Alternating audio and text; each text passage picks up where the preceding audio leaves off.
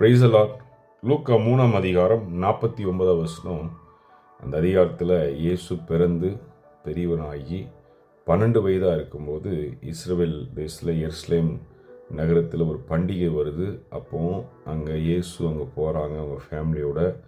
அப்போ அவங்க தாயும் தகப்பனும் அந்த பண்டிகையை முடித்து திரும்ப போகிறாங்க. இயேசு மட்டும் அந்த ஆலயத்திலே தங்கி இருக்கிறாரு. மரியாளும் யோசேப்பும் மீண்டும் இயேசுவை தேடி வந்து அவரை கேட்குறாங்க.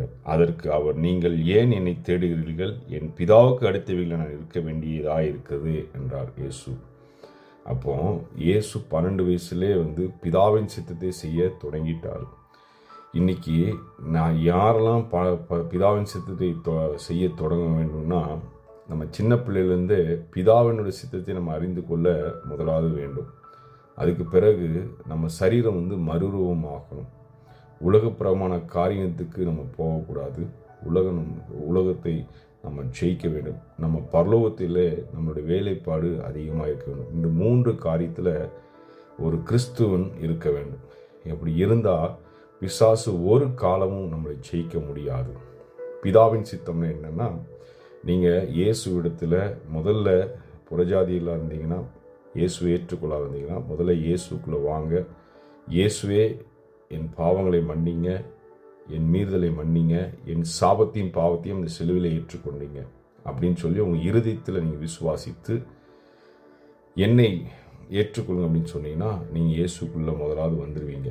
2வது, பிதாவின் சித்தம் என்னென்னா, வேதத்தை நீங்கள் திறந்து உபவாசித்து ஆண்டவருடைய பாதத்தில் இருக்கும்போது பிதாவின் சித்தம் உங்களுக்கு வெளிப்படும். அதை நீங்கள் செய்யணும். அப்போவும் உங்கள் சரீரம் மறுரூபமாகப்படும். 2வது. 3வது, அப்போ அந்த பிதாவின் சித்தத்தை நீங்கள் செய்யும்போது உங்களுடைய பரலோக ராஜ்யத்தில் உங்களுடைய வேலைப்பாடு அதிகமாக இருக்கும். பரலோகத்தில் ஆண்டவர் வரும்போது நம்முடைய நியாய தீர்ப்பு நல்ல கிறிஸ்துவனுக்கு மரித்தொழுந்து உயிர்த்தெழுந்து பிதாவின் வருஷத்துக்கு நிற்கும்போது நம்மளுடைய வேலைப்பாடு என்னென்னு ஆண்டவர் பார்ப்பார். அப்போ வேலைப்பாடு அதிகமாக இருக்க இப்போ இருந்தே நீங்கள் பிரயாசப்பட்டால் தான் பரலோக ராஜ்யத்தில் உங்களோட வேலைப்பாடு அதிகமாக இருக்கும். இது வந்து வேலைப்பாடு அதிகமாக இருக்குன்னா, நீங்கள் மற்றவர்களுக்கு உதவி செய்கிறீங்க பார்த்தீங்களா, அது எல்லாமே நீங்கள் செய்கிறது எல்லாமே பேங்க்கில் டெபாசிட் ஆகிருக்கும் பரலோக ராஜ்யத்தில். நீங்கள் ஒரு ஏழைக்கு ஒரு உணவு கொடுக்குறீங்க, தண்ணி கொடுக்குறீங்க, வஸ்திரம் கொடுக்குறீங்க, அவங்களுக்கு ஹாஸ்பிட்டலில் உதவி செய்யுங்க, காவலுக்கு உதவி செய்கிறீங்க அப்படின்னா அது எல்லாம் பேங்க்கில் டெபாசிட் ஆகிருக்கும். அதுதான் உங்கள் பரலோக ராஜ்யத்தின் வேலைப்பாடு சொல்கிறேன். ஸோ இந்த 3 காரியங்களையும் மனம் திரும்பி இன்றைக்கு ஆண்டவர்கிட்ட உங்களை ஒப்பு கொடுத்து கேளுங்க. யாருக்கிட்டையும் போய் ஐடியா கேட்க தேவையில்லை. நீங்களே ஆண்டவர் பாதத்தில் உட்காந்து கேட்கலாம்.